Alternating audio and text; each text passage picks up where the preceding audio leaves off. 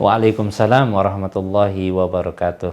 Pertanyaan yang sangat luar biasa, bagaimana cara kita mencintai Ahlul Bait, mencintai daripada para habaib, keturunannya baginda Nabi Muhammad SAW, sedangkan Habib itu melakukan daripada kesalahan.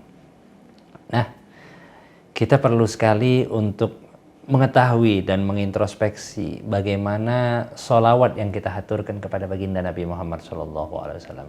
Ketika kita menyampaikan sholawat, Allahumma salli ala Sayyidina Muhammad wa ala ali Sayyidina Muhammad. Itu merupakan sholawat yang diajarkan oleh baginda Nabi. Kulu, kata Nabi, katakanlah Allahumma salli ala Sayyidina Muhammad, Allahumma salli ala Muhammad wa ala ali Muhammad. Ya Allah, sampaikanlah sholawat kepada baginda Nabi Muhammad dan kepada keluarga baginda Nabi Muhammad. Kalau kita lihat detailnya bagaimana Rasulullah SAW menyertakan keluarga. Di sini disertakan keluarga. Bahkan keluarga itu bukan hanya keturunan. Banu Hashim wa Banu Muthalib. Kelompok Bani Hashim dan juga kelompok Bani Muthalib. Yang mana mereka ini selalu bersama baginda Nabi Muhammad SAW dalam garda terdepan. Tentu mencintai Rasulullah adalah mencintai segala sesuatu yang terhubung dengan Rasulullah. Ini sudah hukum yang perlu kita ketahui, bahwa ketika kita mencintai sesuatu, kita mencintai segala sesuatu yang terhubung dengannya. Maka ketika kita mencintai Rasulullah, kita pun mencintai sahabat Rasulullah. Kita pun mencintai istrinya Rasulullah. Kita pun mencintai ulama yang diwariskan oleh Rasulullah.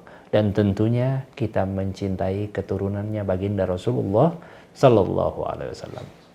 Dan subhanallah, keturunannya Nabi Muhammad SAW ini adalah nikmat yang luar biasa terhadap umatnya baginda Nabi Muhammad SAW. Dan mereka adalah pewaris yang mana mewarisi darah hubungan langsung dengan baginda Nabi Muhammad SAW, yang disebut sebagai at-tariqah al-muttasilah, warisan yang terhubung dengan baginda Nabi Muhammad SAW. Bahkan adalah bagian daripada baginda Nabi Muhammad SAW. Dan ketika Rasulullah SAW beliau menyampaikan sabdanya kepada Sayyidah Fatimah dan didengarkan oleh orang di sekitarnya, Fatimatun bid'atun minni. Fatimah adalah bagian daripada diriku. Subhanallah. Kalimat yang sangat luar biasa yang perlu kita ta'ma'un, yang perlu kita simak, bahwa bagaimana Nabi Muhammad SAW mencintai terhadap anaknya Fatimah. Dan juga tentunya kecintaan Rasulullah SAW sebagai seorang kakek, pasti ia mencintai Al-Hasan dan Al-Husain. Kalau seseorang itu dalam hubungan biasa, ketika kita melihat dalam konteks kehidupan yang ada saat ini, seorang kakek biasanya lebih sayang terhadap cucunya. Bahkan kalau ada buyutnya, dia sayang sama buyutnya. Dan lebih sayang lagi ke bawah, lebih sayang lagi ke bawah. Dan begitu juga baginda Nabi Muhammad SAW yang secara basyar, Allah jadikan Nabi Muhammad ini termasuk daripada golongan basyar, golongan manusia. Jadi tidak luput sifat manusiawinya baginda Nabi Muhammad SAW. Lakin yang perlu kita ketahui bahwa baginda Rasulullah SAW basyarun la kal basyar, manusia tapi tidak seperti manusia biasa. Kasih sayangnya lebih luar biasa daripada manusia biasa. Nah, teriring daripada pertanyaan ini, banyak sekali yang menanyakan kepada kita, apakah kita wajib mencintai habaib? Naam, saya katakan wajib engkau mencintai habaib sebagaimana engkau mencintai datuknya baginda Nabi Muhammad SAW. Tetapi yang perlu saya sampaikan, bahwa ada habaib yang bisa kita jadikan panutan.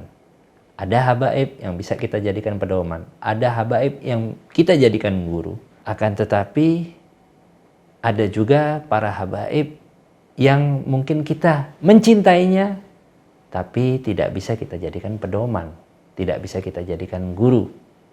Karena mungkin karena akidah yang berseberangan, akidahnya bukan akidah Ahlus Sunnah wal Jamaah. Dan banyak sekali fenomena-fenomena di dalam kehidupan ini yang mana ketika kita ingin berguru kepada seorang habib, pada seorang zuriyah Rasulullah SAW, ini adalah nikmat yang sangat luar biasa. Antum menjadi guru daripada zuriyah ini adalah nikmat yang sangat luar biasa. Maka perlu kita perhatikan bagaimana akidahnya habib tersebut. Apakah akidahnya mengikuti daripada akidah Ahlussunnah wal Jamaah, berakidah Asy'ariyah atau Maturidiyah, dan bagaimana konteks beliau melakukan dalam hubungan fikihnya, dalam ilmu fikihnya mengikuti daripada salah satu daripada 4 mazhab, apakah mazhab Hanafi atau mazhab Maliki atau Syafi'i atau Hambali dan lain sebagainya, yang mana telah kita sepakati bahwa konteks Ahlussunnah wal Jamaah tidak keluar dari ini. Dan yang perlu lagi, yang perlu kita tamaun, yang perlu kita simak betul-betul adalah bagaimana seorang Habib ini belajar sebelumnya. Apakah ia belajar terhadap kepada para syuyukh, kepada para guru-guru yang memiliki silsilah jelas, mata rantai yang jelas yang bersambung kepada baginda Nabi Muhammad Sallallahu Alaihi Wasallam. Nah, mencintai tetap mencintai, menyayangi tetap menyayangi dan tanpa membeda-bedakan.